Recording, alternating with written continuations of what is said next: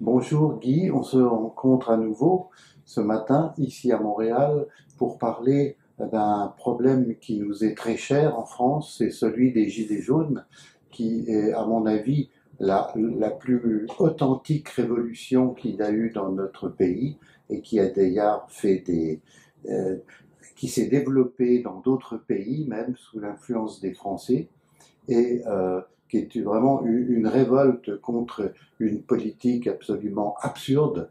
Et donc, je pense que, comme tu as mis un gilet jaune aussi ce matin, que tu es sensible à cette révolution et que tu as sans doute des choses à nous dire. Oui.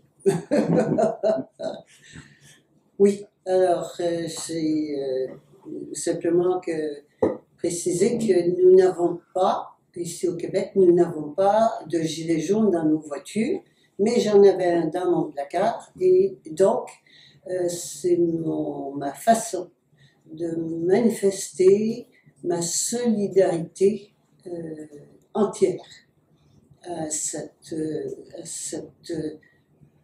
conscience, hein, à cette révolution de conscience, parce que c'est ça que c'est pas simplement une réclamation ou revendication de meilleures conditions matérielles, pas du tout, c'est bien au-delà de cela, et ceci grâce à du travail important qui se fait d'information depuis plusieurs années de la part de plusieurs personnes. Alors c'est vraiment comme je le vois un peu comme le gâteau qui lève, hein, et ça me réjouit. Les personnes qui sont qui manifestent les samedis, tous les samedis, avec beaucoup de courage, de détermination, ça me touche beaucoup et j'en suis très reconnaissante. Alors aujourd'hui, oui, on va parler des gilets jaunes, mais de ce que c'est, hein, de ce que c'est, je vois qu'il y a beaucoup de différences de buts ou d'opinion, ce qui est tout à fait normal à ce moment-ci. Qu'il y a aussi des risques de dérapage importants, dangereux, parce qu'il ne faut pas oublier que c'est plus une petite révolution de revendication, de révolte de revendication, c'est une révolution de conscience où carrément on dit, nous disons à l'État, eh bien c'est charmant, mais beau patron, ex-patron, c'est nous qui allons devenir les patrons. Alors c'est donc un transfert de pouvoir, de volonté directrice, donc de l'État au peuple. Ça, c'est pas suffisant, mais on en est là en ce moment. La seule souveraineté, la souveraineté du peuple, ça n'existe pas. Le peuple, c'est une manifestation de plusieurs personnes, plusieurs individus. Donc la seule vraie souveraineté, c'est la souveraineté individuelle, et celle-là, personne ne peut nous l'enlever. Alors voilà en gros où on s'en va. C'est absolument fascinant. Et il y a donc quelques sujets peut-être que j'aimerais aborder face à cela. Un d'entre eux, et là je vais passer un peu du coq à l'âne, mais un d'entre eux, c'est le revenu d'existence. C'est proposé par plusieurs, hein, depuis longtemps. C'est des gens bien qui y croient. Le revenu d'existence, moi j'ai beaucoup de mal avec ça. Le revenu d'existence, c'est, je l'appelle l'esclavage heureux pour toujours, définitif. C'est se faire vivre par l'État pour toujours. Et imaginez-vous, pensons, et encore là, voilà, je pense encore que l'État est bon pour moi. Et ça, je vous invite à développer un réflexe d'abord de prendre conscience. Je pense que le numéro un d'outils, j'essaie de partager avec vous des outils, et puis vous prendrez ce que vous voulez ou pas là-dedans. Mais il y a un réflexe, d'abord une conscience que l'État n'est pas au service, le gouvernement, l'État n'est pas au service du peuple. Ça, il faut vraiment que ça rentre. Et j'ai souvent parlé de la bergerie, hein, où il y a des moutons, il y a un mouton, il y a un loup et il y a un berger. Et donc, le mouton, c'est le peuple, le loup, c'est le privé, les banquiers et l'argent, et le berger, c'est le public. Et donc, pense encore que public veut dire bon pour nous. Ça, faut vraiment que ça sorte de nos têtes. Pourquoi? Prenons conscience que dans ces trois-là, hein, les trois P, le peuple, le privé et le public, dans ces trois cas-là, il y en a un seul qui produit. Il y en a un seul qui travaille et qui produit. Les autres ne font rien. Ils dépendent entièrement du mouton pour leur existence. Et donc, ils vont tout faire. D'abord, une collusion inévitable, c'est forcé. La collusion du gouvernement avec l'argent. Les deux dépendent du mouton. Alors, ils se tiennent les coudes, ils travaillent ensemble pour exploiter, dominer et exploiter le mouton au maximum. Donc ça, il faut que ça soit clair, qu'il n'y a jamais l'État est bon pour le peuple. Aucune loi, et des fois elles ont l'air bonnes pour le peuple, jamais. Là, ça devient beaucoup plus évident, grâce à Manu, j'adore, grâce à Manu. Ou Micron aussi. Et bon, mais surtout grâce à ce qui se passe en ce moment, et dans tous les pays, pas seulement en France, partout, ça devient évident que les lois ne sont pas au service du peuple, mais bien au service de l'argent. Alors, donc, mais c'est parce que c'est tellement ancré, fortement ancré dans nos cellules, que le gouvernement public est bon pour le peuple. Eh bien, c'est faux. Alors voilà la première illusion à laisser tomber, à s'en défaire. La deuxième, donc par conséquent, tout ce que l'État, gouvernement, État, propose ou impose, quoi que ce soit, ce qui vous disent de tourner à gauche, tournez à droite, vous ne ferez jamais d'erreur. C'est parce qu'on ne comprend pas toujours ce qu'il y a dessous, comment ça se passe, qu'est-ce qu'ils veulent faire, qui est derrière. On ne peut pas tout savoir, on n'a pas le temps, c'est pas grave. Dès que l'État vous dit tourne à gauche, tournez à droite, vous ne ferez pas d'erreur. Si vous dites tourne à droite, tournez à gauche, vous ne ferez pas d'erreur. Ça, faut que ça soit, ça c'est des petits outils très faciles à utiliser et qui fait que vous n'avez pas besoin de tout comprendre, nous n'avons pas besoin de tout comprendre, nous n'avons pas besoin de tout savoir, mais ça, on ne fait pas d'erreur. Alors voilà déjà pour cela. Le revenu d'existence, c'est donc l'esclavage pour toujours heureux, hein, des esclaves heureux. Imaginez-vous. Et c'est comme ça qu'on se fait acheter tout le temps. La gratuité, il y a 3 gros pièges. En passant encore, tiens, une autre petite recette facile. 3 gros pièges. Le premier piège, c'est la sécurité. Alors, quand on vous dit sécurité, partez courir, taillez-vous, vite, vite, vite, c'est dangereux. Si on vous parle de facilité, vite, vite, vite, taillez-vous. Et si on vous parle de gratuité, alors courez encore plus vite. Et ça, c'est la gratuité qu'on nous propose. On nous achète. On nous achète avec de l'argent. L'argent mène le monde, voilà. Et on nous achète. Tout le monde rêve d'avoir un revenu sans avoir à travailler et à bosser dur pour un revenu. Le problème n'est pas ça. Le problème, c'est que nous sommes les seuls à produire, mais que nous donnons notre argent, notre laine de mouton, nous la cédons, nous la donnons. Alors, on est pauvre, alors que nous sommes richissimes.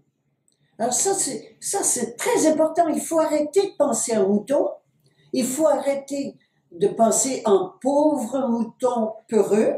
Nous ne sommes pas pauvres et nous ne sommes pas peureux et peureuses. Alors, c'est important donc de laisser aller cette mentalité de mouton qui croit qu'il a besoin d'un berger pour sa sécurité, sa protection. Vraiment, il faut arrêter. C'est pas vrai. Et là, on commence à voir qu'il n'y en a pas de sécurité, qu'il y a encore moins de protection. On commence à le voir. Mais il faut que ça passe dans nos cellules, que nos cellules dans notre corps le sachent. Il faut que ça aille là, pas rester là mentalement, le sache. Donc, c'est la gratuité pour les enfants comme pour les adultes d'un revenu. Alors, imaginez-vous que le chèque, l'argent rentre tous les mois et qu'un jour, l'État dise, après avoir créé des événements indésirables, tels que des gens qui ont volé, qui ont triché, quoi que ce soit, ils savent faire, faites-leur confiance, et que là, ils disent, ah, pour votre sécurité, toujours, ah ben, il va falloir que vous ayez une puce. Vous allez faire quoi? On va faire quoi à ce moment-là? Hein? Et on va être habitué à recevoir de l'argent tous les mois qui tombe dans le compte de banque. Ça veut dire qu'il faut toujours continuer à avoir un compte de banque. Et on est entièrement à la merci. Je crois que c'est Napoléon, j'ai entendu ça l'autre jour, je crois que c'est Napoléon, mais je peux me tromper, mais qui a dit la main qui donne est au-dessus de la main qui reçoit. Ah. Et nous voilà à la merci, esclaves de l'État. Et alors que la seule souveraineté, j'ai mentionné, je le répète, la seule souveraineté, elle est individuelle. L'État n'est pas souverain, le pays n'est pas souverain. D'ailleurs, regardez, ça se déglingue de partout. La Constitution n'est pas souveraine, ça aussi. Il n'y a plus rien qui tienne parce que c'était tout faux. Il n'y a que la vérité qui est immortelle et qui va sortir et qui va faire son chemin. Alors, le revenu d'existence, sinon, quelle que soit la façon dont il propose, il s'appelle d'existence, de base, mais c'est toujours la même chose. Et c'est mis en place, c'est poussé par des gens bien. Des gens bien. Et quand je dis des gens bien, je parle de gens d'universitaires, d'intellectuels, hein, les intellectuels. Ben oui, ils sont payés pour penser. Et puis, penser, ben, ils sont payés s'ils pensent comme l'État veut. Quand vous recevez de l'argent, il faut que vous pensiez comme celui qui vous le donne. C'est tout. Sinon, ben, il arrête de vous le donner. Alors, toutes les subventions de recherche ou de quoi que ce soit sont conditionnelles à ce qu'elles servent l'État, celui qui la donne. Sinon, il la retire. Alors, encore là, on est acheté même de tous les côtés. On se vend. Nous sommes des vendus. Ça s'appelle, et c'est pas mal. Il n'y a pas de bien, il n'y a pas de mal. Hein? Mais il y a à appeler les choses par leur nom. Et la corruption règne sur cette planète, mais la corruption, c'est les autres. Il faudrait peut-être retourner ce doigt un petit peu, aller voir à l'intérieur. Nous sommes corrompus. Qu'est-ce que c'est que la corruption? Encore là, c'est pas bien, c'est pas mal. Hein? La corruption, c'est la corruption. Ça consiste en quoi? Ça consiste à donner priorité à la matière sur l'esprit. Elle me dit, bon, qu'est-ce que tu racontes, qu'est-ce que ça veut dire? Bien, la matière, c'est mon avoir. Et l'esprit, c'est mon être. Et tant que... Et l'esprit, c'est l'esprit créateur, et mon avoir, mon corps, et l'esprit créateur, donc à l'intérieur de moi, c'est mon âme, et ma création, c'est mon corps, qui est mon avoir. Eh bien, l'esprit, il passe avant, à préséance. C'est l'esprit qui crée la matière. C'est comme le printemps passe avant l'été. Mais si je fais passer l'été avant le printemps, ça va aller mal. Ça va être dans le désordre. Eh bien, c'est la même chose qu'on fait dans notre vie, où on fait passer notre avoir avant notre être. Et on crée le désordre. Et c'est ça la corruption. La corruption, le désordre. Et voilà ce que nous portons, ce que nous faisons, et que la société manifeste comme un grand écran, qu'on voit sur un grand écran par la société. La société, c'est pas la société qui crée les individus, ce sont les individus qui manifestent la société. La société corrompue, regardons-nous. Alors, c'est pas pour nous blâmer, c'est pour prendre conscience que nous sommes l'esprit créateur. Il n'est pas en dehors, il est à l'intérieur. Nous sommes l'esprit créateur. Nous créons. Et jusqu'à aujourd'hui, nous avons créé l'enfer sur Terre. Sur cette planète, ça a toujours été souffrant, lamentable, et ça a toujours mal fini par la mort, ce qui n'est pas vrai, alors que nous sommes immortels. Bon, on en parlera plus tard, ça c'est autre chose, mais pour le moment, on peut constater que c'est pas drôle et que c'est souffrant. Eh bien, ça a toujours été, et c'est cette révolution-là qui est en cours. C'est de cela dont il s'agit, de faire la bascule et de faire passer, de donner priorité à notre être sur notre avoir, à l'esprit sur la matière, et donc, et la corruption prendra fin. Alors, on nous achète encore, et je vais terminer ce volet de revenus d'existence, en nous achetant encore une fois de plus, nous acheter, parce qu'on est à vendre. Mon âme est-elle à vendre? Voilà la question que je vous amène à vous poser et que je me pose aussi. Hein? C'est une question à se poser. Est-ce que mon âme est à vendre? Mon âme souveraine est-elle à vendre? Voilà. Voilà. Et à quoi moi je réponds, non, mon âme n'est pas à vendre. Et tout est là. Tout est là. Nous sommes une âme souveraine dans un corps et non pas un corps avec peut-être autre chose qui flotte quelque part. Voilà. Il y a une chose que j'aimerais que tu évoques, Guy, c'est le lien que tu avais fait entre le revenu de base et la puce. Un autre aspect du revenu de base, et qui est en fait déterminant,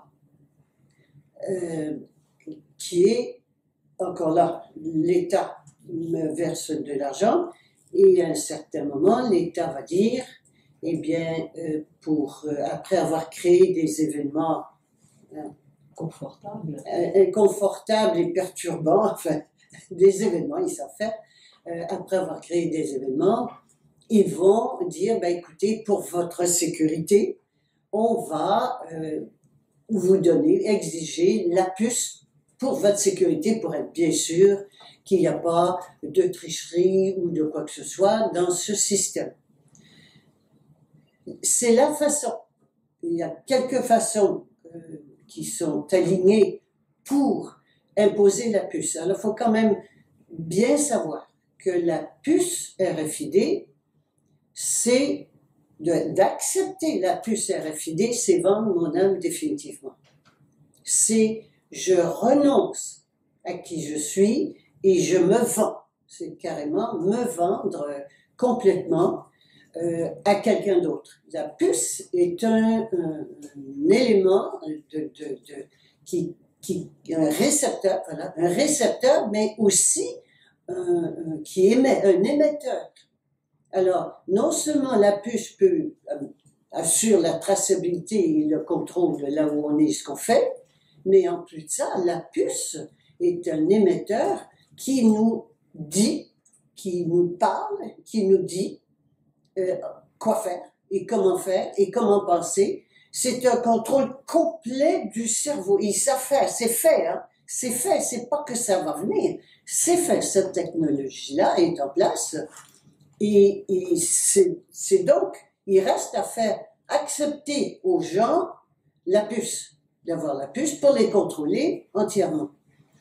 Et donc, la façon, c'est de leur... Et c'est dit d'ailleurs, je me souviens plus qui, mais les gens vont le demander. Alors, imaginez-vous qu'on reçoive un revenu mensuel et qu'un jour ils disent, ben, pour avoir le revenu mensuel, il faut avoir la puce. Sinon, vous ne l'avez pas. Ah ben oui, je vais le demander, je vais l'accepter. Ils vont faire les conditions où je vais l'accepter. C'est la même chose qui se passe avec l'argent liquide. On supprime, depuis quelques années déjà, on supprime les gros billets, on supprime le liquide et on incite les gens à utiliser la carte. Et éventuellement, ce sera la puce. Donc, ils s'en vont où avec cela? Eh bien, la suppression complète du liquide, où il n'y aura plus que de la monnaie électronique. Donc, la monnaie électronique entièrement, nous serons entièrement esclaves des banques. Et les banques peuvent saisir notre compte, peuvent vider notre compte, nous interdire l'accès à notre compte, sauf si on a la puce et que, ayant la puce, là, on peut avoir accès et également, il faut être un bon citoyen. Et ça, par exemple, le bon citoyen, le Sésame Crédit, les crédits Sésame, c'est déjà en place, en place en Chine.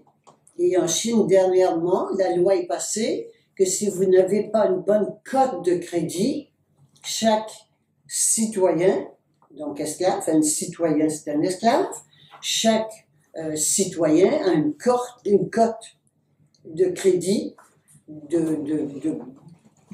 passable, à moyen, à bon et excellent.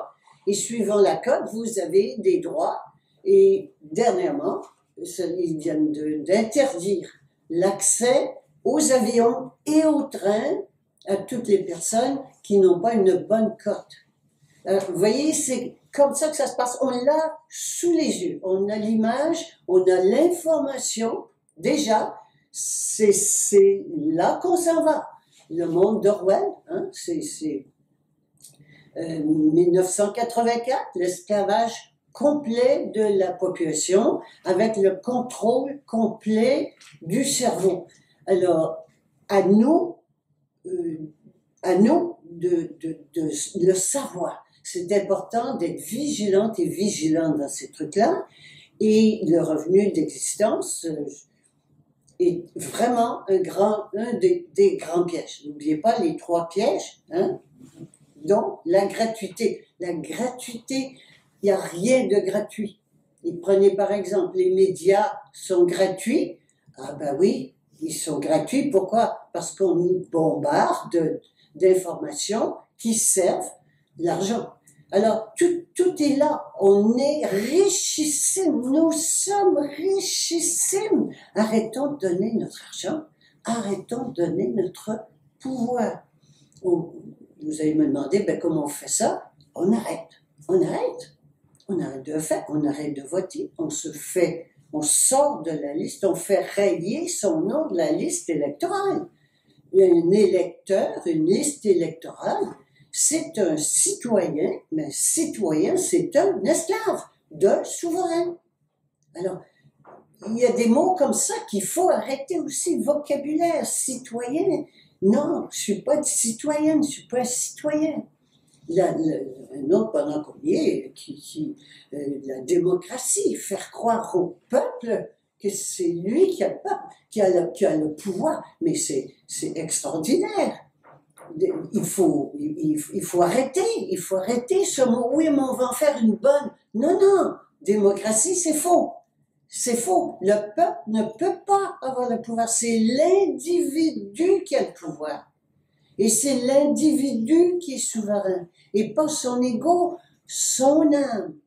Donc c'est l'âme souveraine individuelle qui a le vrai pouvoir. Eh bien, donnons-le lui.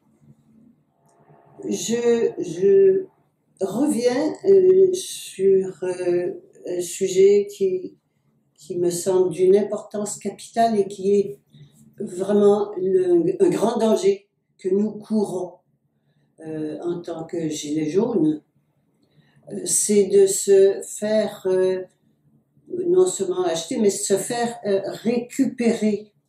Le problème, encore là, j'insiste là-dessus. J'insiste là-dessus que l'État jamais ne va être au service du peuple, ne l'a jamais été et ne le sera jamais. On a toujours vécu avec des conditions identiques, c'est-à-dire qu'une minorité domine et exploite la majorité. Donc, toutes les lois sont toujours faites par ceux qui dominent pour servir ceux qui dominent. Ça ne changera pas. Ils se sentent très menacés en ce moment parce que là, on ne parle plus seulement de petites revendications, mais on parle de revendications décisionnelles, du pouvoir décisionnel. Alors là, je veux être bien clair que quand je revendique, la revendication, c'est que, encore là, je m'adresse à quelqu'un qui est au-dessus de moi. Et soyez bon. Donc, je veux que le berger, je reviens encore au mouton que nous croyons que nous sommes, et comme la façon dont nous nous comportons, et que le mouton s'adresse au berger comme un être supérieur. L'État est donc cet être supérieur auquel nous faisons des revendications. On veut un bon berger. Non, il n'y aura pas de bon berger, et je vais vous dire plus que ça, j'espère qu'il n'y aura pas de bon berger. Vous allez me dire, mais t'es complètement folle. Non, je ne suis pas folle du tout. Je suis réaliste, et si un bon berger, on va dire, bon, eh bien, on va se faire acheter une fois de plus, et on va rentrer à la maison, puis on va dire, ben, on a gagné un petit quelque chose. Alors, c'est non. Il n'y a pas de revendication. Je suis souveraine. Je répète encore, la seule vraie souveraineté est individuelle. Pouvez-vous concevoir l'autorité suprême qui va aller revendiquer quelque chose à un maître, à quelqu'un au-dessus? Non, suprême, c'est qu'il n'y en a pas au-dessus. Je ne peux pas revendiquer. Sinon, je me nie. Je me trahis. Je me vends. Et pourquoi? Pour des peccadilles.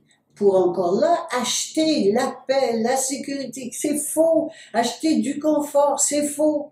Acheter de la gratuité, des meilleures conditions matérielles, c'est tout faux. Alors, voilà un grand piège. Les revendications, c'est non. Nous devons, entendons-nous, commençons à penser en être souverain que nous sommes.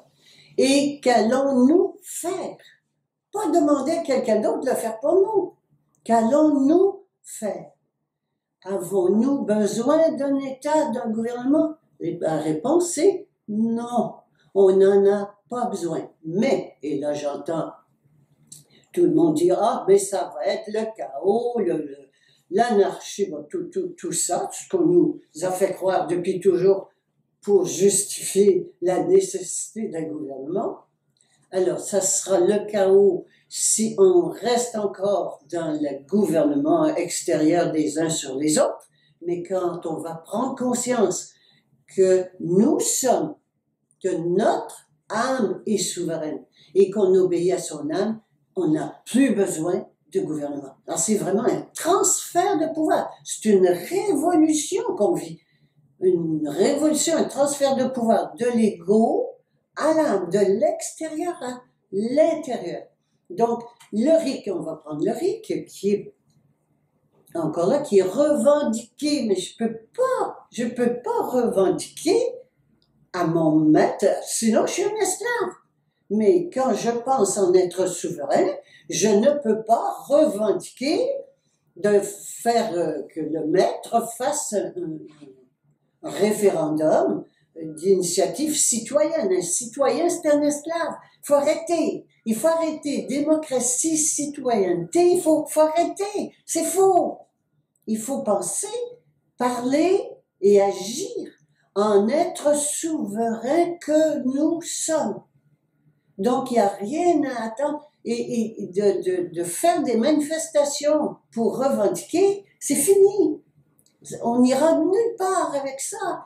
Et le peuple, on veut qu'il nous écoute. J'entendais l'autre jour un gilet jaune qui disait « On veut être entendu ». Non, non. Non, non. Moi, je ne veux pas être entendu. J'en ai rien à faire. J'ai rien à faire de ce gouvernement-là, ni des autres. C'est là qu'on est rendu à devenir qui nous sommes, des êtres souverains. Et donc, c'est nous qui allons décider, nous gouverner nous-mêmes. Et comment on va s'entendre entre nous? Eh bien, si c'est plus les égos qui mènent nos vies, parce que c'est les égos qui se battent les uns avec les autres. Mais quand on est sous la gouvernance de notre âme, eh bien, il y a plus de dispute. La vérité même, et ce qui doit être, est évident, et le consensus unanime se fait sans heurts. C'est là qu'on s'en va. Mais il faut arrêter de faire nos vieux schémas, nos vieilles habitudes, nos vieilles façons de faire, et de penser que on peut avoir un bon gouvernement. D'ailleurs, quand même, aux élections, il se présentent différents candidats, et il y en a quelques-uns là-dedans qui sont pas mal mieux que les autres, mais ça ne passe pas. Ben non, ça ne passe pas. Et il ne faut pas que ça passe. Et ça, c'est important. Il ne faut pas qu'on ait un bon berger à ce moment-ci, sinon on va rentrer encore à la maison, tranquille, insatisfait, mais on va pouvoir continuer, comme on dit en anglais, business as usual, continuer notre petit train-train quotidien mortel. Mortel. Nous sommes en train de passer à autre chose. Mais il faut en être conscient et il faut donc que nous arrêtions. Quand je dis il faut, j'aime pas dire il faut. Arrêtons. Voilà, je vais parler pour moi d'abord. Arrêtons de continuer à agir, à fonctionner, à espérer comme on faisait dans le vieux monde. C'est un monde qui est fini. Nous sortons de ce vieux monde-là et il faut en sortir pour créer le nouveau. Mais vous allez me dire, oui, mais il faut savoir où on s'en va. Non, non, non. Il faut savoir qu'on sort de l'enfer sur Terre. Et en sortant de l'enfer sur Terre, là, notre essence, notre être créateur que nous sommes, l'être suprême, va créer ensemble. Nous allons nous mettre d'accord parce qu'il n'y aura plus ces égos qui se battent, consensus unanime, et nous allons créer le paradis sur Terre, sans mourir. Pas beau ça? Il me semble que ça vaut la peine d'y penser. Oui, je pense qu'on peut parler aussi de la répression des CRS sur les Gilets jaunes, où on s'aperçoit qu'il y a eu quand même beaucoup d'éborgnés, de mains arrachées, d'estropiés en tout genre, de garde à vue, d'emprisonnement immédiat, de CRS qu'on voit sur des centaines d'images qui sont parues sur le net, où ils prennent au hasard dans la foule un homme, une femme, même parfois un personne sur une chaise roulante, l'isolent dans un coin et à 4 ou 5 lui tapent dessus. Voilà la répression qu'on a fait sur les gilets jaunes aujourd'hui. Ah, tu finis tes litanies. Je pourrais en dire encore beaucoup plus long. Oui, il faut que ça arrête. Il faut qu'on arrête de se voir en victimes. Nous sommes en train de livrer une guerre épouvantable. Et il ne faut pas continuer dans la bataille mécanique physique. Il faut se mettre dans la peau, ayant un peu d'empathie quand même. Mais c'est important parce qu'on ne peut pas comprendre pourquoi ils frappent si fort. Ils ont peur. Alors, ayons de l'empathie pour les gens, l'élite, ou la clique, comme vous voulez, qui mènent et qui gèrent donc tout ce pays. On leur a dit, on leur a laissé savoir, vous savez, c'est pas des miettes de pain qu'on veut, on veut votre place. Waouh! Et écoutez, ils sont fous, ils sont inquiets. Avant, ils arrivaient avec des miettes, un petit bout de pain un peu plus gros, un verre de lait, à nous calmer, ça marche plus. C'est paniquant. Et qu'est-ce qu'ils connaissent? Ils ne connaissent qu'une chose, c'est de frapper. Ils connaissent pas autre chose. Ils n'ont pas fait de la CNV, ils n'ont pas fait de l'évolution personnelle, ils connaissent pas. Hein? Et ils connaissent que frapper parce que ça a toujours marché. On frappe, ils ont peur, ils rentrent dans l'ordre. Et voilà, c'est fini. Mais là, ça marche plus. Donc, c'est très paniquant. Et donc, c'est pas en s'impatientant et en jouant leur jeu. J'ai entendu dernièrement, maintenant, comme ils nous écoutent pas, mais ils veulent pas vous entendre. Ils ne veulent pas nous entendre. Et c'est une tactique de nous mépriser pour nous abaisser. C'est une tactique. Arrêtons de nous choquer de cette façon. Et j'ai dit un petit mot tout à l'heure, mais j'en ai pas fini. Ils pourraient même arriver à tirer à bout portant sur les gens. Ils vont le faire s'il faut. Ils vont faire tout ce qu'il faut pour arrêter les gilets jaunes, pour arrêter cette conscience, ces gens qui veulent prendre leur pouvoir. C'est inacceptable. Pourquoi? Parce que ils vont mourir si on le fait. C'est tout, c'est tout, mais c'est énorme. Et donc c'est leur vie qui en dépend, c'est leur vie qu'ils défendent. Et ils vont frapper. Donc c'est important aussi de se souvenir que si nous restons dans la bergerie, donc dans ce vieux monde de mensonges, et que nous faisons une révolution avec des armes, écoutez, quand on se bat avec des armes, assurons-nous que nous avons le plus gros fusil. C'est simple, c'est élémentaire. On n'aura jamais le plus gros fusil. Ça n'est pas une solution. Alors, de côté la testostérone, on se calme et on passe à des choses autres. Qu'est-ce que c'est la révolution? La vraie révolution, ça c'est des fausses révolutions qu'on faisait. La vraie révolution, c'est la révolution de conscience, c'est-à-dire de me rappeler qui je suis. Qui suis-je? L'autorité suprême. Elle est où? À l'intérieur de nous. C'est cela qui est important. Et ça, c'est pas me battant contre, c'est en reprenant mon pouvoir pour. Donc, à chaque fois qu'on continue de dire, Macron, non, ceci, cela, puis l'affreux, puis ils nous ont fait ça, puis... Non, c'est eux. Pensons à ce qu'on leur fait. On veut leur enlever leur pouvoir. On veut reprendre notre pouvoir. Mais on les fait mourir, littéralement mourir. Alors, c'est pas par méchanceté, c'est par conscience que nous le faisons, mais ne nous énervons pas et ne critiquons pas de voir leur réaction, qui est tout à fait une réaction de survie de quelqu'un qui est acculé au pied du mur et qui va faire n'importe quoi, qui va vous sauter dessus, un rat coincé là dans le mur, et il va vous sauter dessus. Il va littéralement vous sauter dessus. Alors, c'est ce qui se passe. Arrêtons de nous plaindre. Et ils ont fait ci, ils ont fait ça. C'est les victimes qui font ça. Nous ne sommes pas des victimes. Nous avons créé, nous créons tous les jours notre reprise de pouvoir. Waouh, réjouissons-nous. Et il y a un prix à payer. Bon, ça a coûté des yeux, ça coûte des mains. Ah oui, mais la guerre, on a fait la guerre. Puis si on fait la guerre, ça va nous coûter bien plus cher encore, en bras, en yeux et en corps. Alors, arrêtons. Avant de partir, ils ont fait ça. Non, arrêtons ça. Dès qu'on a envie de partir ou quelqu'un le fait, arrêtons. Et voyons donc maintenant les bons côtés. Les bons côtés de ces réunions qui se font sur les ronds-points. Les bons côtés des camionneurs qui passent et puis qui font bonjour. Des autres qui apportent à manger. Des rencontres de voisinage, on découvre ses voisins.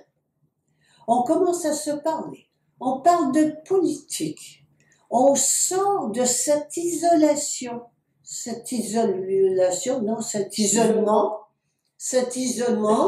dans lequel nous nous sommes enfermés avec tout ce qui est smart, avec tous les téléphones, la technologie, hein, et on est maintenant tout dans notre bulle, on ne communique plus avec personne. Eh bien, ça nous sort de là, ça nous humanise, c'est très touchant.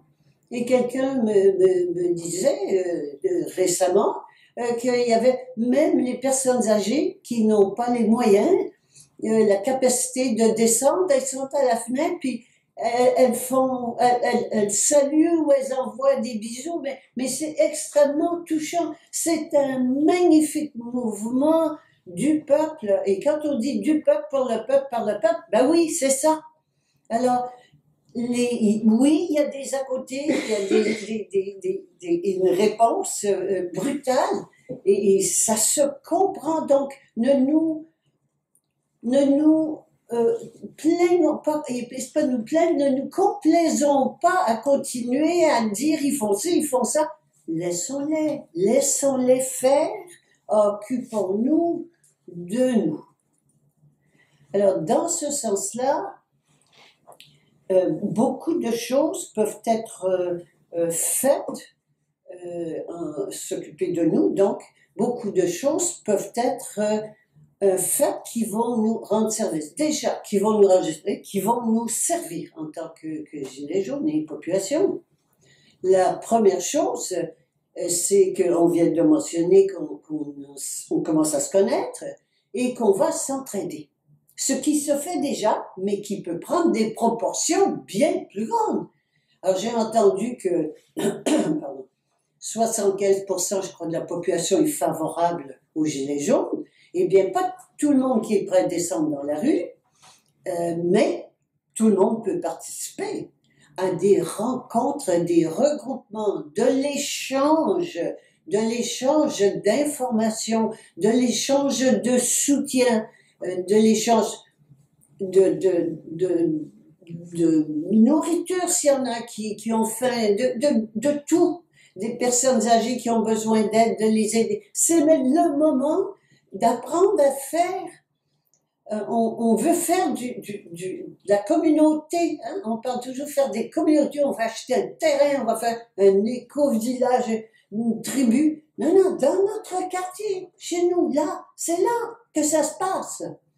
Alors, ça, cultivons ça, et ça, l'État peut rien faire contre ça. Et c'est pas de faire contre l'État, c'est de le faire pour nous. Arrêtons le contre extérieur et occupons-nous de pour intérieur. Et ça, c'est très valable. que ce soit encore là, c'est intergénérationnel. Il y a des jeunes qui ont besoin, les parents par exemple qui veulent pas, s'il y a des parents qui veulent plus envoyer l'enfant à l'école à cause des vaccins ou autre chose parce qu'ils se font abrutir, ou enseigner la masturbation à 3 ans, bon, je peux comprendre ça. Ben, il y a des personnes, des grands-mères qui sont là et qui peuvent prendre soin des enfants pendant la journée. Vous voyez, il y a plein de besoins. Et ça, c'est important. Pourquoi les campagnes se vident? Et c'est parce que, donc, ils travaillent comme des forcenés à la campagne. Les gens sont en ville à regarder la télé et faire du pouce, hein, du pouce comme ça, là, Petite poussette. La petite poussette, bon, hein, et à regarder la télé. Il y a un truc qui va pas. Il y a un truc qui va pas. Oui, mais ils s'en vont en ville parce qu'il n'y a plus rien à la campagne. Il n'y a plus de travail à la campagne. Bon, alors là, on va dire quand même un mot sur le travail. Il y a plein de besoins qui ne sont pas comblés dans la population. Et qui ne sont pas comblés parce qu'ils ne correspondent pas à des normes, des boîtes, hein? Une infirmière, un ceci, un docteur, un professeur, donc des boîtes de métiers. Oui, mais les boîtes de métiers, c'est des boîtes qui sont faites par l'élite, par la clique, on va l'appeler la clique si vous voulez, qui sont faites par l'élite pour rentrer les gens dans une boîte et les contrôler. Mais on n'a plus besoin de cela. C'est cela, reprendre son pouvoir. Alors donc, de voir bien moi, qu'est-ce que je peux faire? Quels sont mes talents, mes compétences, mon temps? Il y a des gens, mais je me souviens d'une personne qui a dit, moi, j'ai rien à vendre ou à échanger, mais j'ai du temps. Oh, waouh, c'est précieux! Alors que d'autres courent comme des fous. Ah, vous voyez, nous avons tout ce qu'il faut pour survivre, nous entraider, mais encore faut-il que nous nous rencontrions. Alors, il y a un outil de rencontre qui est magnifique. Déjà, les rencontres de Gilets jaunes sont d'une importance capitale. Et là-dessus, je nous recommande, mais comme je ne vis pas en France, de continuer ces rencontres régulièrement. Ça, c'est fondamental parce que dès que je commence à ne plus y aller ou à ne plus le faire, je laisse tomber, je glisse dans la passivité, l'inactivité, et voilà, c'est très décourageant pour les autres. Et on a besoin de l'énergie de tout le monde, de la bonne humeur, de l'entraide. Donc ça, c'est très important. On dit, les gilets jaunes s'essoufflent. On en a du souffle, c'est pas vrai. Hein? On en a du souffle, puis on va continuer d'en sortir et d'en produire. C'est fondamental de continuer, de ne pas, et quand je dis pas lâcher, je veux pas dire de se battre, non, d'avancer dans cette révolution de conscience que nous avons mise en place. On l'a mise en place, j'ai entendu souvent, on va aller jusqu'au bout, et jusqu'au bout, c'est pas de mourir, de se battre à mort avec des armes, non, jusqu'au bout, c'est de reprendre notre souveraineté individuelle. Et ça s'apprend, et ça se pratique, mais ça ne tombe pas du ciel, on n'achète pas ça à l'épicerie. Hein? Ça se pratique, nous l'avons, nous sommes cette autorité suprême, donc nous l'avons, cette souveraineté individuelle, mais il nous reste à apprendre à la gérer, à l'utiliser, à le faire, à se comporter différemment. Alors, arrêtons de blâmer les autres et prenons notre pouvoir en main. Et de là, les rencontres hebdomadaires sont très importantes. Je vais vous parler maintenant d'un type de monnaie qui s'appelle une monnaie souveraine. Pas qui est une monnaie souveraine, parce qu'il faut penser souveraineté. Il y a une monnaie souveraine qui existe qui s'appelle le jeu que je vous fais voir là, le jeu, et c'est pas seulement un carnet, c'est un outil d'échange, de services et de produits. Hein. C'est donc une monnaie, mais en quoi diffère-t-elle de toutes les autres monnaies, hein, alternatives, quelles qu'elles soient, y compris le sel, et tout, il y en a plusieurs. Elle diffère en ce sens qu'elle est souveraine, c'est-à-dire qu'elle est créée par des êtres souverains. Il n'y a personne au-dessus. Il n'y a aucun contrôle, aucune structure, il n'y a personne qui nous donne des points. Nous créons nos points. Nous créons notre monnaie en l'utilisant, en faisant des échanges avec une autre personne. Là, vous allez me dire, bah, c'est comme le troc. Non, c'est pas comme le troc. Pour le troc, il faut, si je veux te vendre des carottes et puis que tu as des poulets, il faut que j'ai envie de poulet, et que tu as envie de carottes, ou enfin, vous voyez, c'est très limité. La négociation, donc, avec le carnet jeu, avec le jeu, par exemple, je te vends des services, et donc ceci me donne des points en plus. Avec mes points en plus, je vais aller voir l'autre et je vais lui acheter des produits ou des services. Alors tu vois, ça n'est pas limité à 2 personnes. Alors le jeu veut dire jardin d'échange universel. Et en plus de ça, c'est basé sur le temps. Et là, vous allez dire, oui, le sel aussi. Oui, mais le sel n'est pas souverain. Il y a une structure. Et il y a des limites, et il y a des conditions. Alors que avec le jeu, il n'y a aucune limite, aucune condition. C'est la responsabilité des 2 personnes qui font un échange, qui créent la monnaie au moment de l'échange. Et c'est tout. Et donc, avec cette monnaie-là, on peut faire plein de choses. Plein de choses. Tout sauf ce qui relève de l'État. Vous allez me dire, c'est beaucoup. Oui, et ce sera de moins en moins au fur et à mesure que ça évoluera, mais déjà pensons à tous les services dont on a besoin. Tous les services peuvent se faire en point jeu, peuvent s'échanger en point jeu. La nourriture peut s'échanger en point jeu.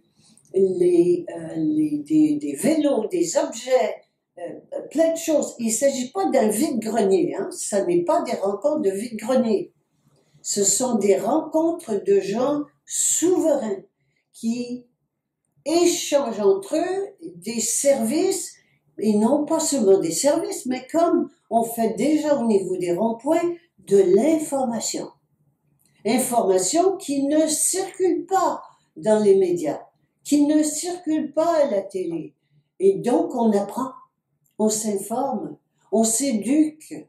C'est extraordinaire. Alors, je vous en parle et je suis très à l'aise pour vous en parler. Je fais partie d'un jeu depuis 20 ans. Et je ne manque jamais une réunion. Jamais. C'est sacré. C'est prioritaire. Alors, ça demande de la discipline. C'est pour ça que je dis, il n'est pas question qu'on arrête. On a mis le paquet, on continue et on utilise cette monnaie qui fait beaucoup. Vous allez me dire, oui, mais ça ne paiera pas l'EDF. Non, ça ne paiera pas l'électricité, ni le gaz, ni des choses. Non, pour le moment. Qu'est-ce qu'on fait pour celle-là? Ah, encore là, on paie en espèces. Oh, ben attends, ils ne veulent pas. On paie en espèces. Tout ce qui ne peut pas être payé en jeu peut être payé en espèces. Sauf, encore là, les institutions publiques. Bon, mais beaucoup de choses. Les marchands, tout ce que vous allez à l'épicerie, partout. Et c'est beaucoup. L'épicerie, le vêtement, c'est les industries qui sont les plus importantes. Alors, oui, acheter en espèces. Vous allez me dire, oui, mais il y a la taxe là-dessus. Ah, pourquoi acheter du neuf? Alors, voyez-vous comment quand on commence à penser, oh, ok, je vais donner moins d'argent à l'État. Oui, ça sert à rien de nourrir l'État. Moins je lui en donne, plus j'en ai. C'est pas compliqué. C'est eux ou c'est moi. Hein? Alors, quand j'achète une trottinette, un vélo par exemple pour ma fille, que j'achète un vélo du voisin dont la fille est trop grande et il ne va plus, eh bien je le paie moins cher et il n'y a pas de taxe. Ah, intéressant. Et je n'ai pas à sortir d'argent parce que je vais le payer en jus. Ah, oui, mais le point jus, tu le prends où? Ben moi, je vais lui rendre des services. Bon, voyez-vous comment? Et ça, c'est d'une simplicité. Alors, on n'a pas besoin de partir, j'entends partir des éco-villages. Ne partons pas, restons là, faisons-le sur place, avec nos voisins, les gens qui sont autour de nous. L'achat. Et on vient d'en parler, mais je vais aborder un autre aspect de l'achat. Les multinationales. Nous sommes richissimes.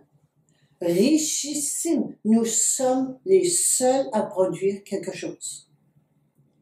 Mais nous donnons notre argent. Je prends un exemple qui est un exemple classique, que je répète tout le temps, parce qu'il est facile à comprendre. Les McDo. Les McDo, dans un pays dont la réputation et la gastronomie, il est inadmissible qu'il y ait un seul McDo. Est-ce qu'on va aller faire comme, je me souviens plus de son nom, qui était jeté un tas de fumier devant un McDo? Non, on n'a pas besoin de ça. Oui, José Bové, on n'a pas besoin de ça. On n'a qu'à ne plus y aller. C'est tout. Alors, voyez-vous que nous avons, n'oublions pas, nous avons le pouvoir. Et si on ne va pas chez McDo, ils vont faire comme il y a un pays en Amérique latine, en Amérique du Sud, il y a un pays, je pense que c'est non, c'est pas la Colombie, je me souviens plus lequel, mais qui ont arrêté, ils n'ont pas aimé la formule, et les McDo sont sortis. C'est tout. Et tout est pareil. Donc, achetons des produits locaux, made in France. Des tomates qui viennent d'Espagne. Attendez, on produit plein de tomates en France. Qu'est-ce qu'on a d'affaire à acheter des tomates d'Espagne? Ben, parce qu'elles arrivent par container, parce qu'elles arrivent par camion, parce qu'elles arrivent parce qu'on les paie moins cher, on les exploite. Arrêtons ça. C'est une inconscience. Nous sommes dans une inconscience financière catastrophique. Nous créons notre pauvreté. Et après, on se plaint. Arrêtons, pensons en riches. Nous sommes riches, richissimes, et comportons-nous en riches. Moi, je suis née un petit peu peut-être il y a plus longtemps que vous, mais j'ai connu l'époque où on achetait beau, bon et cher. On était fiers d'avoir payé cher pour un beau produit. Alors qu'aujourd'hui, la mode, c'est beau, bon, pas cher. Mais c'est pas beau, pas bon. Si c'est pas cher, il y a quelqu'un qui perd. Alors, ou je perds parce que c'est pas beau ou c'est pas bon, ou bien la personne qui l'a fait perd. Mais est-ce qu'on va continuer de s'exploiter les uns et les unes et les autres? Il est temps de penser au prix juste. Qu'est-ce qui est juste? Et de payer le prix juste, de penser en riche. Et je suis contente de payer le prix juste et que la personne qui a produit les légumes ou les robes ou les vêtements, quoi que ce soit rémunérée aussi et qu'elle soit contente, qu'elle y trouve son compte et que moi je trouve mon compte. Arrêtons de nous exploiter les uns et les autres. C'est le temps de changer notre façon de faire. Et tout cela, ça peut s'apprendre sur les ronds-points. On n'a pas à faire de révolution, de guerre et de bataille. Laissons-les faire. laissez continuer, ils vont passer leur loi de toute façon. On n'y peut rien, il n'y a pas de constitution qui tienne, il n'y a rien qui tienne. Tout fout le camp, tout est parti, justement pour faire la place à nous permettre de nous poser la question, qui sommes-nous? Où est le vrai pouvoir? Le vrai pouvoir, c'est nous qui l'avons en tant qu'individus. Je continue à parler de ce piège gouvernemental dans lequel nous sommes et qui a été nécessaire. Il ne faut pas oublier, les gouvernements, tout ce qu'on a fait dans le passé, ça a été nécessaire pour évoluer. Donc, je ne reviens pas sur le passé, sauf que de voir ce dans quoi on est aujourd'hui, qui est simplement la continuation et l'exacerbation de ce que ça a toujours été. Le nouvel ordre mondial, c'est en fait le vieux désordre mondial. Ça, c'est vraiment très important. Encore là, on peut arrêter d'appeler ça le nouvel ordre mondial et de parler du vieux désordre mondial qui arrive à son paroxysme, c'est-à-dire la lobotisation complète, contrôle complet du cerveau des gens, de les asservir complètement. C'est le but de l'exercice de la société dans laquelle nous sommes en ce moment. Donc, le piège, encore là, l'autre piège, c'est que l'État, mettons-nous dans la peau de l'État. C'est important, gouvernement, État, c'est pareil, c'est même monde. Mettons-nous dans leur peau. Ces gilets jaunes, ils sont exécrables, ils continuent, on leur arrache des yeux, on leur coupe des mains, on leur met en prison, mais ils continuent. Qu'est-ce qu'on va faire? Il faut vraiment toujours se mettre dans la peau de l'autre et avec empathie. C'est pas facile pour eux non plus, parce qu'habituellement ça marche. Quand ils font des manifestations un peu fortes, on frappe un peu des coups et puis et les gens rentrent chez eux, on leur donne un petit peu quelques miettes de pain et puis ils rentrent chez eux. Puis ils se sont dit on a gagné ça. Ils sont contents puis ils continuent. Bon, cette fois-ci c'est différent. Donc quelle tactique vont-ils utiliser? Ils sont pas à court. Alors ça aussi c'est important. Ils sont 1000 fois plus intelligents que nous. Et ils en ont des tactiques d'aligner des centaines. Donc, si ça ne marche pas, ils passent à la suivante, à la suivante, à la suivante. Nous n'arriverons jamais à gagner par l'intelligence. Alors ça, il faut vraiment que ça soit très clair. Ne pas jouer au plus malin. Le vrai pouvoir n'est pas dans l'intelligence, c'est dans la conscience. C'est la conscience qui détermine le vrai pouvoir. La conscience de qui on est. Mais je reviens donc aux quelques tactiques pour les voir qu'on voit parce qu'on se fait facilement berner. C'est pour ça que j'ai insisté, que j'insiste encore. Jamais l'État n'a été bon pour nous et jamais il le sera. Le gouvernement, sa fonction, c'est de tondre les moutons et de les conduire à l'abattoir en leur faisant croire que c'est pour leur bien. Ça, il faut vraiment que ça soit clair dans votre tête et que tout ce que l'État va vous proposer, va nous proposer, je m'inclus, même si je n'habite pas la France, je suis tout à fait solidaire de ce qui se passe en ce moment. Et donc, c'est pour ça que je parle nous. Et donc, ils vont nous proposer. Ils vont nous acheter, encore là, ça a toujours marché. Donc, il faut être très vigilante et vigilant. Un des trucs, ça va être de nous demander notre avis, de nous écouter. J'adore. On va vous écouter. Ils n'en ont rien à foutre. Hein. De vous écouter. Ils vont nous écouter. Comment ils vont faire ça? Eh bien, encore tout récemment, ils ont annoncé qu'ils feraient un forum, un tirage au sort de citoyens, je crois que c'est 150 citoyens, qu'ils écouteraient.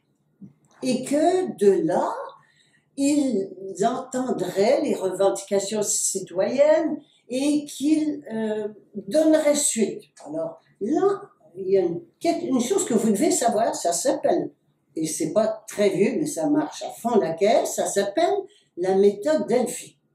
La méthode Delphi, on appelle ça aussi la démocratie participative. Voyez-vous le mot démocratie? J'insiste encore, c'est faux. La démocratie, c'est pas le peuple qui a le pouvoir de gouverner, c'est l'individu.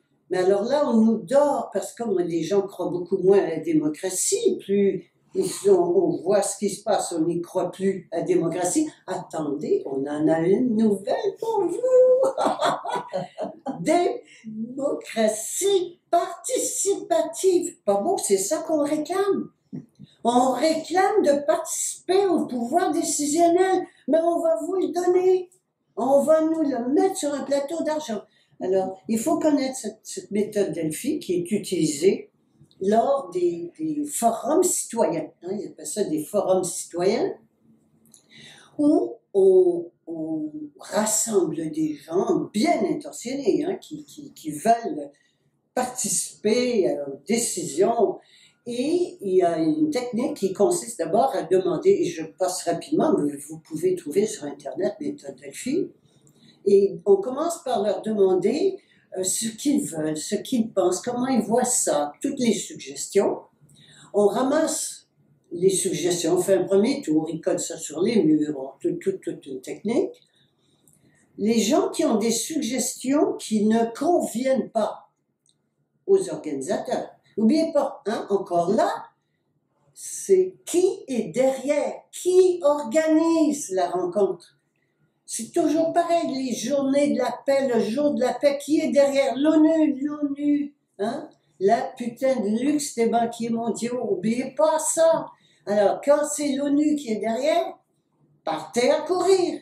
Alors, la même chose, ces rencontres-là, on ramasse donc les mots, puis on voit déjà quelles personnes pensent différemment de ce qu'on veut faire passer. Parce que l'agenda est déjà déterminé à l'avance. On sait exactement ce qu'on veut faire passer, mais on veut donner au peuple l'impression que c'est eux qui décident.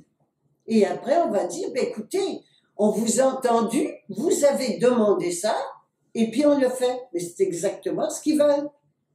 Alors, ce qu'ils veulent, c'est qu'on participe à notre insu à leur agenda. Donc, les personnes qui sont un petit peu plus vigilantes et qui voient le piège vont, ou bien même intentionnées sans voir le piège, mais qui posent des questions pertinentes, sont éliminées. Pas qu'ils me dehors, non. Il y a toute une technique où on les élimine, on les empêche de parler, c'est très subtil, hein? Et c'est très efficace. Et ce qui fait que, on ne les entend plus, elles n'ont plus de place pour parler, et que leurs propositions ne sont pas retenues. Et alors, il se fait un tour ou deux tours, je ne me souviens plus des détails, et en bout de ligne, on ramasse les propositions, et l'équipe organisatrice fait un mémoire qui est le mémoire des demandes, des revendications, des suggestions citoyennes du groupe, mais qui est exactement ce qu'ils voulaient que ce soit. Et donc, à ce moment-là, ils vont dire, si ça ne vous convient pas, ça ne vous convient pas, ils font des lois à partir de ça, prennent des décisions. Oui, mais c'est exactement, on vous a consulté, on vous a écouté, et voilà, puis non, vous n'en voulez plus. Non, mais vraiment, il va falloir que vous sachiez ce que vous voulez. Alors, le ridicule, ils vont nous ridiculiser, ils vont nous faire douter de qui on est. C'est facile, hein? Et ils vont nous discréditer auprès du reste de la population. Alors ça, c'est un gros piège très important. que je crois que nous devons savoir et pour lequel nous devons être très vigilants de ne pas nous faire avoir. Rien de ce qui vient de l'État, que ce soit leur revenu d'existence, que ce soit quoi que ce soit que l'État va nous proposer, c'est non. Non merci, très poli. Très poli. Non merci. Nous sommes souverains et nous décidons. C'est tout. Peux-tu nous parler du consensus? Oui. En fait, on vient de parler de la méthode Delphi. Et la méthode Delphi, c'est une méthode de consensus. Le consensus, c'est d'arriver à mettre d'accord des gens, quel que soit le nom, mais de les mettre d'accord, d'arriver à une décision. Et il y a différentes sortes de consensus. Le consensus à la majorité. Alors, par exemple, les élections. Et c'est fou, l'exemple est très mauvais, très boiteux, mais en fait, on va le prendre. Vote à la majorité. C'est un consensus. On arrive à un consensus à la majorité. Majorité, il ne faut pas oublier qu'il y a un groupe qui est d'accord, mais un groupe qui ne l'est pas. Et celui qui ne l'est pas va être frustré, en colère, il va tout faire pour se venger, et pas méchamment, mais faire passer ce que lui veut faire passer. Donc, ça ne solutionne rien. La deuxième façon qui est courante, c'est par exemple les conseils d'administration. Les conseils d'administration qui en général représentent les membres, hein? Mais ce n'est pas les membres qui décident, c'est le conseil d'administration. Et là, c'est une décision à la minorité, mais le conseil d'administration, comme c'est la même chose pour l'État avec le peuple, a le pouvoir décisionnel.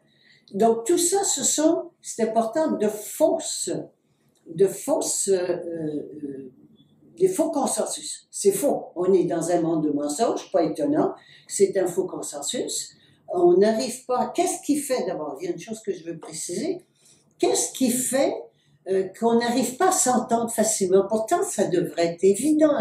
Le bien commun qui est soulevé dans des rencontres comme celle-là, le bien commun devrait être évident pour tout le monde. Or, nous sommes encore en tant qu'individus sous le gouvernement de notre ego, qui est un gouvernement extérieur, hein, de valeurs extérieures, un gouvernement qui vient de l'extérieur et non pas de l'intérieur. Donc, les égos sont très différents pour chaque personne. Alors, donc, la volonté égotique de l'un est différente de celle de l'autre, et de celle de l'autre, et de l'autre, ce qui fait que, ben non, et chacun est convaincu que sa suggestion est la bonne, et voilà pourquoi on s'engueule, ou on se dispute, et qu'on arrive à une espèce de compromis qui s'appelle le consensus à la majorité, ou un conseil d'administration qui impose ses décisions. Voilà le monde de mensonges dans lequel nous sommes. Qu'est-ce que c'est que comment peut-on arriver à un consensus unanime, un vrai consensus unanime? La seule façon, c'est d'être dans la vérité. Où est la vérité? La vérité, elle est à l'intérieur, elle est dans mon âme, c'est mon âme qui connaît la vérité et qui va me dire ce que j'ai à faire ou à décider pour qui va être vrai, qui va être juste, pas la justice, la justesse, ce qui est juste, ce qui est vrai. Et donc, quand un groupe de personnes qui se rencontrent et qui sont sous la gouvernance de leur âme, eh bien, automatiquement, c'est la vérité qui se manifeste, qui sort, et le consensus unanime est automatique. Il n'y a même pas besoin de discuter. c'est là, c'est automatique. Alors donc oui, ça peut se faire, le consensus unanime, mais pas avec des techniques comme celle-là. Et cette technique donc de consensus, Delphi, est très perverse, où elle a pour but de nous faire croire que c'est nous qui décidons toutes et tous ensemble au consensus quelque chose, alors que c'est déjà tout décidé d'avance par les gens qui ont organisé la rencontre. C'est très subtil. Plus nous avançons dans ce monde de mensonges, plus la subtilité monte. L'ego devient de plus en plus subtil et nous amène des techniques comme ça dans lesquelles on se fait pas. Mais j'en ai vu plusieurs exemples de réunions comme ça et j'étais sidérée. Je me suis déjà fait prendre. Je me suis déjà fait prendre dans mon petit village à la campagne, et il y a déjà quelques années de cela, où je me suis fait prendre. Et je n'attendais pas grand-chose de cela, parce que je sais que la politique, c'est la politique, mais j'ai participé, et effectivement, aujourd'hui, dans mon petit village, on nous sert encore, comme nous avons décidé lors du consensus il y a quelques années, ils établissent le plan d'action à partir de cela, et ça c'est immuable, ça a été décidé par le peuple. Alors voilà comment ça marche. Il y a un grand tout ce qui est gouvernement, quel qu'il soit, local, du country, du national, fédéral, quel que soit le palier, tout ce qui est gouvernement, et j'insiste là-dessus, c'est toujours, quel que soit le niveau, c'est toujours au détriment du peuple. Mais comme le peuple monte en conscience, il se raffine dans leur façon de le dominer et de l'exploiter et de l'amener à consentir. Donc c'est de la tromperie. Le gouvernement, le berger, sa fonction, c'est tondre les moutons le plus rang possible et quand il n'y a plus rien à tondre, de les conduire à l'abattoir en leur faisant croire que c'est pour leur bien. Et c'est là où on se fait encore avoir. Nous voulons encore croire que le gouvernement est bon pour nous. Papa, État. Eh bien, c'est fini. Il est temps que nous devenions des adultes. C'est fini l'adolescence. On a assez appris. Il est temps que nous devenions des adultes conscients de qui nous sommes. C'est-à-dire l'être souverain, des âmes souveraines, des êtres souverains, et que nous nous comportions comme tels. Alors je voulais vraiment insister sur ce piège qui est énorme, mais à la base de ça, c'est qu'on croit encore que le gouvernement pourrait être bon. On veut améliorer le vieux monde. C'est fini. On n'améliore pas la pourriture. C'est pourri, c'est fini. Ça a fait son temps, c'était parfait, c'est fini. On n'améliore pas la pourriture. On la laisse de côté et on fait pousser un fruit neuf, nouveau, dans une terre meuble et qu'on arrose avec beaucoup d'amour. Il y en a quelques autres. Et n'oublions pas que l'élite, j'aime beaucoup ce mot, l'élite est pleine de trucs, on l'a dit tout à l'heure, et que l'un n'attend pas l'autre, et il y en a plusieurs à la fois. Plusieurs pièges, c'est ça? Des trucs, c'est des pièges. Oui. Et donc, un autre que j'aimerais partager, d'abord, il y en a deux que j'aimerais partager. C'est en fait, peut-être que les deux, c'est la même. Comment est-ce qu'ils font habituellement pour faire casser un groupe ou une association ou une organisation. Alors ils amènent de la dilution sous prétexte d'amener des adhérents.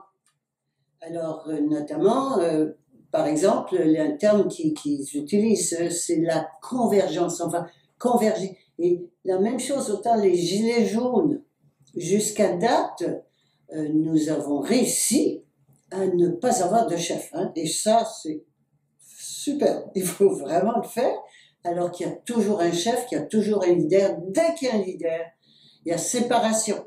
Il y a séparation, autorité, obéissance, et on est cuit. C'est fait. Le verre est dans la pomme. Alors, pas de chef, mais non, il n'y a pas d'urgence. Il ne faut pas se presser, il faut qu'on prenne le temps d'évoluer, d'avancer en conscience et d'apprendre à contacter son âme et se recueillir, de revenir à soi, à l'intérieur de soi. Et donc cette convergence est celle qui est la plus, comment dirais-je, menaçante en ce moment, c'est celle de l'environnement. Alors l'environnement, il faut... Bon, je vais dire juste un petit mot parce que c'est encore là quelque chose d'extraordinairement intelligent. Ça a été conçu dans les années 70 à la demande toujours des banquiers mondiaux, donc commandés par l'ONU, au Club de Rome. Trouvez-nous un problème. Et je parle en termes, ça se passe pas comme ça, c'est plus chic, hein, mais en gros, c'est ça. Trouvez-nous une cause mondiale qui puisse nous permettre d'établir un gouvernement mondial. C'est-à-dire, et un gouvernement, c'est quoi? C'est un pouvoir de taxation. Parce que c'est celui qui taxe qui gouverne. Alors, donc, mais il faut un problème mondial pour justifier des lois et une taxation au niveau mondial, c'est-à-dire au niveau de l'ONU. Ils sont adressés au Club de Rome et le Club de Rome est arrivé avec la suggestion de l'environnement. Et si on revient encore toujours dans ce triangle victime, bourreau, sauvage, c'est toujours le même principe. La victime cette fois-ci, c'est la terre-mère. Hein, pauvre terre-mère qui est menacée. Et le bourreau, c'est qui? C'est l'être humain, le méchant. C'est pas le banquier puis il tient ça. Non, c'est l'être humain qui pollue. C'est fascinant, hein? L'être humain qui pollue. Et donc, ça, c'est le bourreau. Et ça prend un sauveur. Qui? L'ONU. Alors, voilà, c'est gros comme ça. C'est énorme. Ça a passé. Et ça passe. Et là, vous avez vu, du jour au lendemain, des octrois, hein, de l'argent, des subventions données partout. Et moi, j'ai des amis qui m'ont dit, c'est simple, tu veux une subvention, tu n'as qu'à marquer climat ou environnement dedans et tu l'as. Et si tu ne le marques pas, tu ne l'as pas. C'est simple. Des postes, des chaires d'université, des nouveaux domaines, l'environnement partout. Et là, ils ont convaincu la jeunesse. Et ça, c'est énorme. Ils ont convaincu la jeunesse depuis l'enfance. Et j'ai un film qui a été fait dernièrement, j'oublie le titre, mais c'est pas grave, où on nous fait voir des enfants qui viennent expliquer comment ils s'occupent de la terre-mère et qui sont conscients et qui arrêtent de consommer et qui de tout bazar, tout ce qui va avec. Mais qu'est-ce qu'il y a derrière ça? Alors, ce qu'il y a derrière ça, c'est ce fameux sommet de la Terre qu'il y a eu à Rio en 1992, organisé par qui? Le maître d'œuvre. Et c'est important. Hein? Le maître d'œuvre, c'est un Canadien. Vous ne le connaissez pas? Moi non plus, je ne connaissais pas. Il s'appelle Maurice Strong. De Maurice Strong, on a dit que c'est un mélange de Rasputin et de Machiavel. Et c'est pas moi qui le dis. Hein? C'est un monsieur qui a ses entrées, et feu, monsieur, il est mort il y a 2 ans, je crois. Il a ses entrées partout auprès de tous les grands de ce monde, et c'est lui qui, en coulisses, organise cela. Qu'est-ce qui est arrivé à cette sommet de la Terre de Rio? A été votée la Charte de la Terre. Charte de la Terre qui servait à quoi? À émettre des principes pour sauvegarder la Terre. Sauvegarder la Terre, il faut donc des choses concrètes. Et par la suite, il y avait rencontre sur rencontre, et de quelle est sorti finalement l'agenda 21.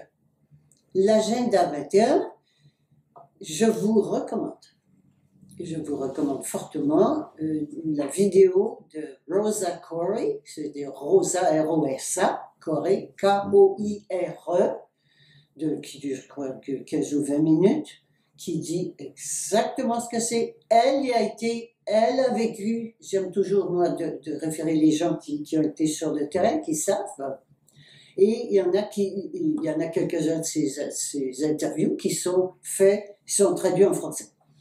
Alors, ça consiste tout simplement à amener les gens, les sortir des campagnes, les sortir des forêts, tout ça au nom de la protection de Mère Terre.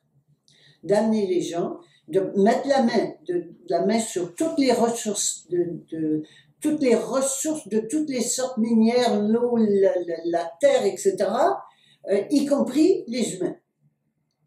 Et de contrôle complet de cela et d'envoyer les gens, de sortir des terres et de les envoyer dans des camps de concentration high-tech. Alors, voilà ce que c'est que l'agenda 21. Et voilà ce qu'il y a derrière le mouvement. Il faut toujours aller voir derrière le mouvement de l'environnement. Et son livre s'appelle, Rosa Koire, et son livre s'appelle Behind the Green Mask, derrière le masque vert, le mensonge vert. Hein? Qu'est-ce qui se passe derrière?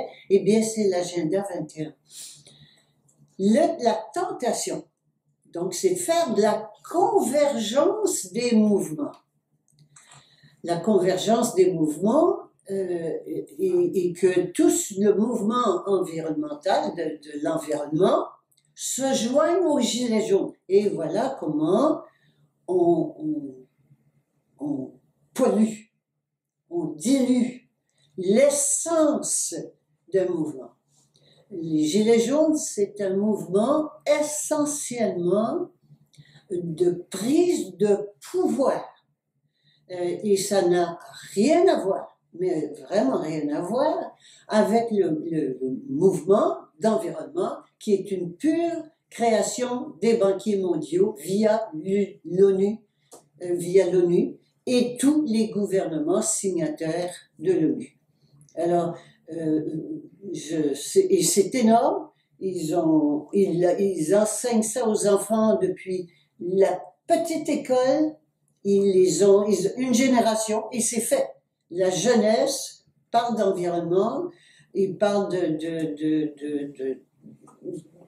couper. Alors, et si tu n'es pas pro-environnement, et avec le mensonge, quand même, il faut que vous sachiez là, que c'est pas vrai l'histoire du CO2 dangereux. Il n'y a rien de vrai, hein, c'est tout faux. Il y a autant de scientifiques qui sont contre cette théorie, parce que, alors là, vraiment, c'est une théorie, hein. Quand on parle de théorie, montée de toutes pièces. Alors, et il y a autant de scientifiques qui ont dit non, c'est pas vrai, il n'y a rien de vrai là-dedans. Mais ça a été monté de toutes pièces, créé de toutes pièces, monté de toutes pièces et financé de toutes pièces. Alors, mais il y a une génération qui est complètement brainwashée, vraiment contrôle mental complet, et que tu es montré du doigt si tu n'es pas pro-environnement. Et voilà où la correctitude. Hein. Et bien, moi,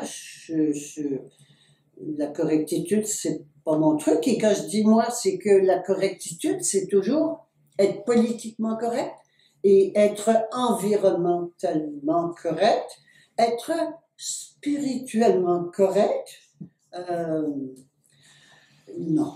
Le piège est énorme et encore là, c'est pour ça que je le partage, parce que ça m'a frappé de voir qu'il y avait les gilets jaunes, les jeunes, pas les gilets jaunes, les jeunes environnementalistes qui s'associaient aux gilets jaunes. Non. Faire converger donc les deux, les luttes. Nous ne luttons pas du tout pour la même chose et pas pour les mêmes intérêts. Alors, d'être très clair, il y a une chose qui unit. Il y a une unité au sein des Gilets jaunes, c'est de reprendre le vrai pouvoir. Et le vrai pouvoir suprême, c'est la souveraineté, et la souveraineté est individuelle. Et ça, c'est l'unité des Gilets jaunes. Et il n'y a pas d'autre organisation qui a sa place là-dedans. Soyons donc vigilantes et très vigilants pour cet aspect-là. Actuellement d'une jeune Suédoise, Greta, qui a l'air de prendre en main l'écologie mondiale. Qu'en penses-tu? La vedette des jeunes. Alors, ça encore là, écoutez, ouvrons-nous les yeux, c'est pas la première fois qu'on nous fait le coup, et ça marche encore. J'ai vu Greta qui a pleuré en faisant un discours. Je pense que c'est l'Union européenne, ensuite on l'amène à l'ONU, ensuite on l'amène partout, et on filme ça, on envoie ça dans tous les médias, et ça passe partout, et c'est très attendrissant. Voilà. Alors, tous les moyens sont bons. Et quand j'ai vu Greta, ça m'a rappelé deux autres petites filles. C'est pas nouveau, mais la recette comme ça marche bien, ils l'utilisent, pourquoi pas continuer. Greta s'est démontré que c'est monté de toutes pièces, que c'est l'argent qui est derrière, des gros intérêts financiers qui l'ont promue et qui la font promener partout. Mais alors, ça m'a rappelé le même sentiment que j'avais eu quand il y avait une jeune femme qui était passée au Congrès américain et qui pleurait et qui disait « mais c'est épouvantable ce qui se passe au Koweït, ils prennent les bébés dans les incubateurs puis ils jettent par terre, c'était effroyable », elle pleurait et tout le Congrès était ému, ce qui a permis à Bush, je pense que c'était Bush père à cette époque-là, qui a permis à Bush de déclarer la guerre du Golfe. Alors, qu'on a découvert, mais un peu trop tard, que c'était la fille de l'ambassadeur du Koweït, que ça avait été donné, le contrat avait été donné à une maison de PR, de Public Relations, de relations publiques, de trouver un truc qui fasse l'émotion, comme on a fait avec Pearl Harbor pour amener les Américains dans la Deuxième Guerre mondiale. Écoutez, et il y en a une autre aussi. Elle est bonne d'utiliser des jeunes parce qu'on s'adresse aux jeunes, on veut. Ils sont patients. Hein? Les banquiers, ils sont patients. Ils prennent une génération, ils leur lèvent le cerveau depuis la tendre enfance, et puis à 20 ans, c'est fait. On a une génération qui est passée à la religion de l'environnement.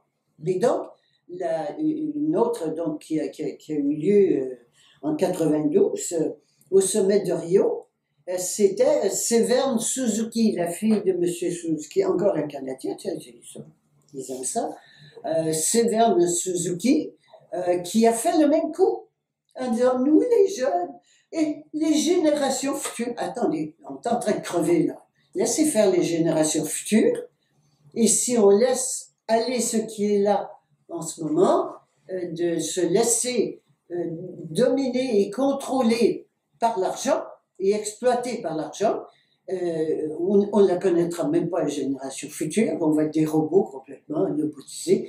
Alors, C'est cela qui est en jeu. Et ils amènent des jeunes comme ça, notre futur, on n'a plus rien, vous allez nous laisser une terre épouvantable. Attendez, la terre, faites-lui confiance, elle est capable de se secouer les plumes quand elle va en avoir marre, et prenons conscience que ce qu'il y a derrière, c'est l'argent, les grands pollueurs, et quand vous voulez, comme on a fait tout à l'heure, hein, faire sentir quelqu'un mal, vous l'accusez de ce que vous faites.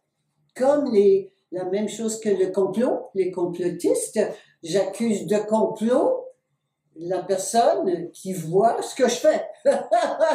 Alors, c'est la même chose. C'est des vieilles tactiques qui marchent. Soyons très vigilantes et vigilants pour arrêter de tomber dans le panneau.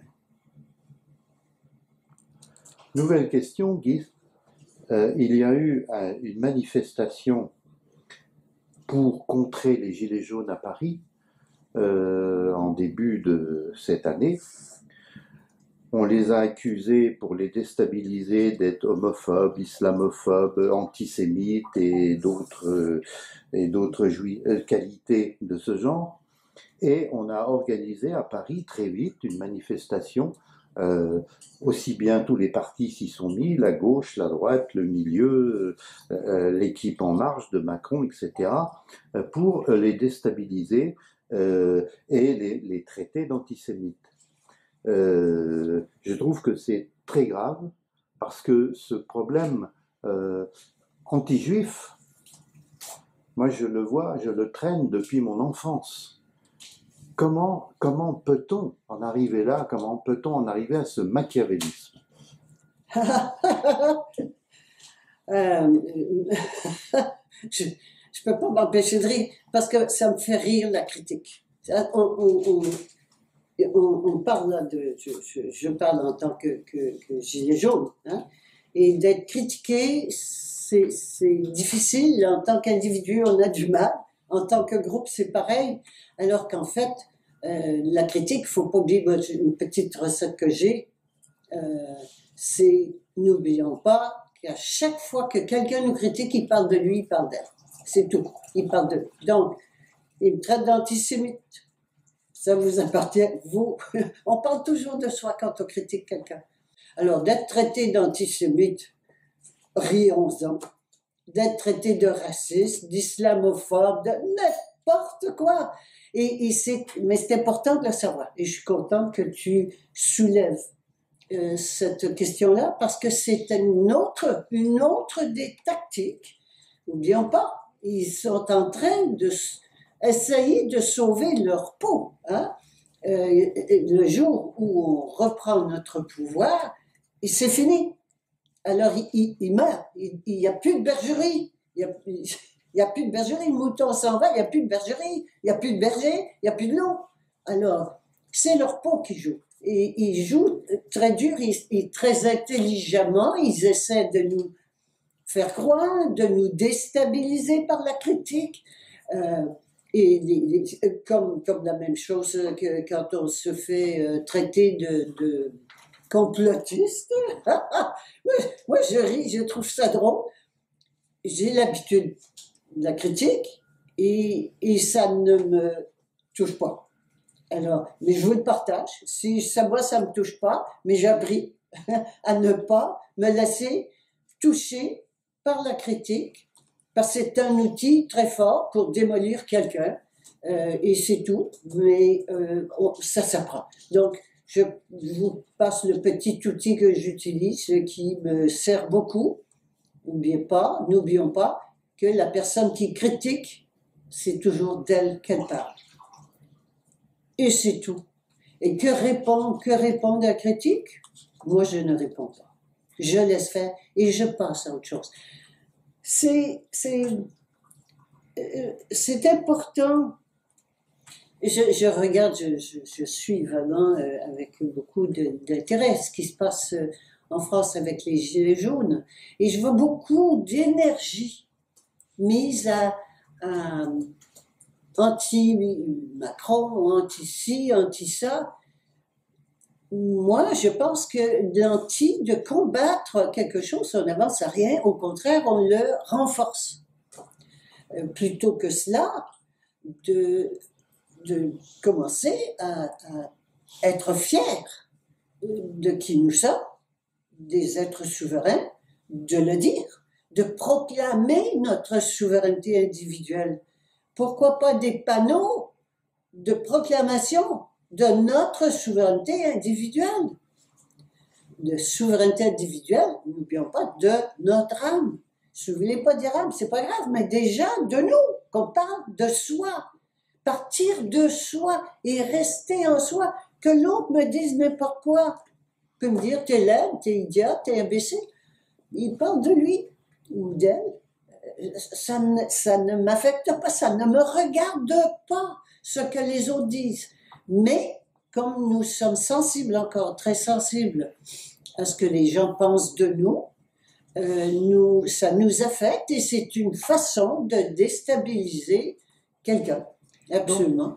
Guy, en fait, ce que tu veux dire, c'est la question à se poser, c'est est-ce qu'en mon âme et conscience, je me sens, par exemple, antisémite ou anti-ceci, ou c'est revenir à soi. Je ne me pose même pas la question est-ce que je suis, mais non, ça ne me regarde pas. Il ne parle pas de moi, il parle de lui. C'est tout. Et moi, j'agis en mon âme et conscience. Que lui dise quoi que ce soit, il parle de lui.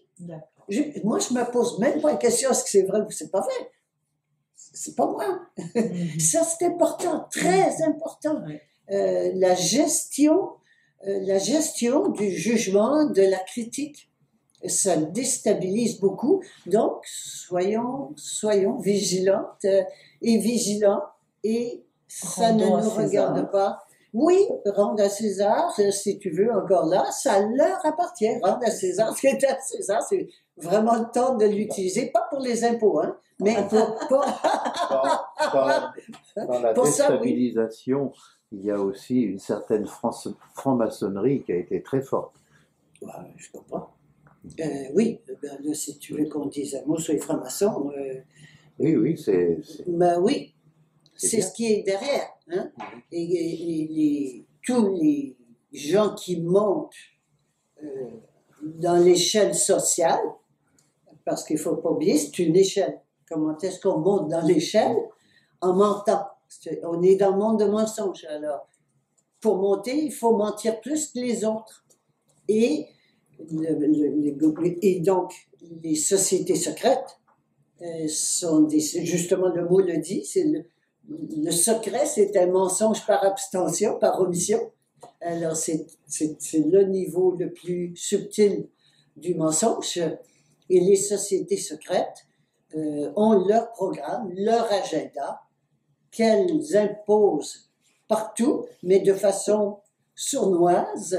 Tous les postes importants sont occupés par les francs-maçons. Ils ont leur monde là, partout. Mais ça, c'est eux. Nous, qu'est-ce qu'on va faire? Nous, qu'est-ce que nous allons faire? Qui sommes-nous et qu'allons-nous faire? C'est ça qui compte. De ne pas mettre l'emphase. Oui, il faut savoir comment ça fonctionne. Oui, il faut savoir qu'on est gouverné par des francs-maçons, des sociétés secrètes, des gens qui sont vendus. C'est parfait. Très bien. C'est nous qui votons pour et qui les finançons. Hein? Oups! Revenons à nous. Revenons à nous. Pas pour nous blâmer, pas du tout. Mais pour aller à la racine du vrai pouvoir. Le vrai pouvoir n'est pas à l'extérieur, il est à l'intérieur.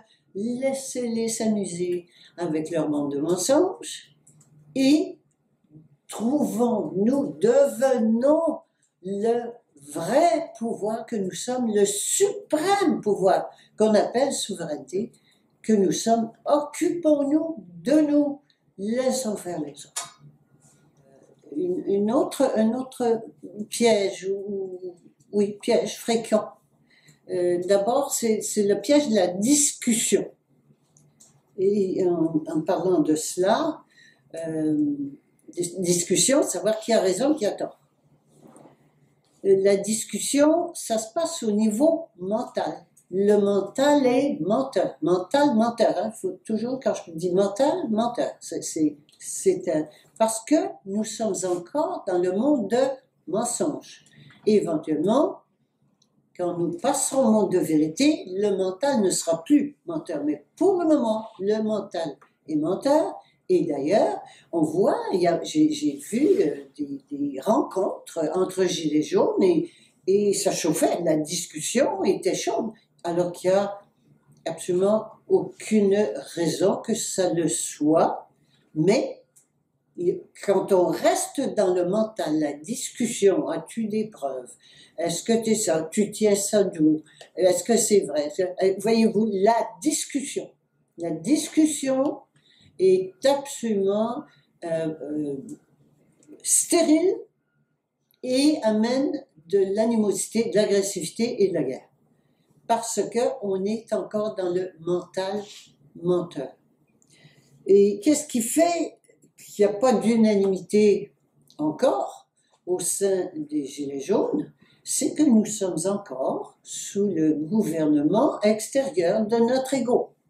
Et c'est pour cela qu'il faut passer, c'est-à-dire que la révolution, c'est justement de changer de gouvernement, de mettre de côté le gouvernement extérieur de l'ego et de passer au gouvernement intérieur de l'âme.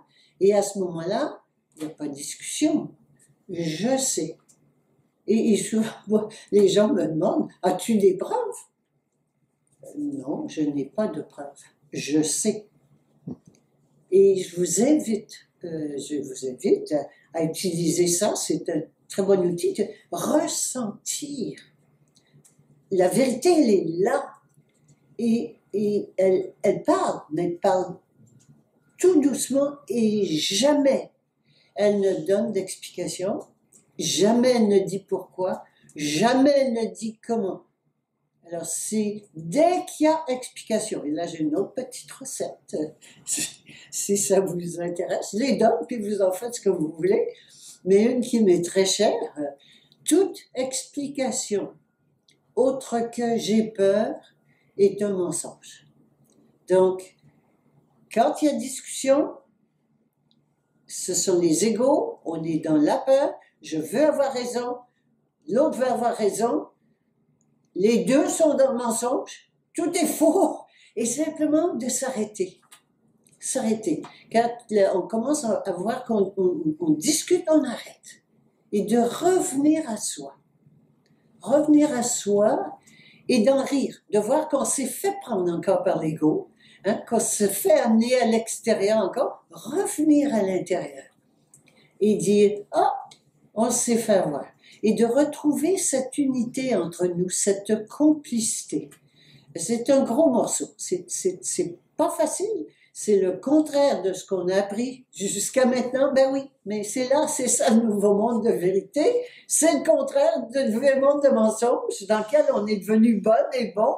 On a appris à mentir, on a appris à tricher, à tromper, dominer, exploiter, tout. Et donc, il faut laisser aller nos vieux outils de discussion mentale. La vérité n'est pas dans le mental, elle est dans l'âme. Et écoutons-la, mais il faut alors à ce moment-là arrêter des discussions, jamais de discussion. Par exemple, souvent on m'invite à un panel, un débat. Ça l'a moins dit, un débat. Non, merci. Non. Si vous voulez savoir ce que j'ai à dire, demandez-moi, je vais vous dire, et puis j'ai pas, et puis vous voulez des preuves? Ah non, m'invitez pas, c'est pas la bonne personne. Alors, c'est encore là, c'est des petites choses, ça, qui sont des pièges qui sont sur notre chemin, que les autorités sont très très bonnes pour développer, nous faire tomber dedans, nous faire disputer entre nous, surtout pas. Surtout pas, et de le voir quand ça arrive. Oups! On est en train de se faire prendre par nos égos qu'on a encore. On arrête, et on revient à l'intérieur. Nous sommes des gilets jaunes pour trouver découvrir le vrai pouvoir à l'intérieur de nous et l'exercer. Ah ben là-dessus, on va s'entendre.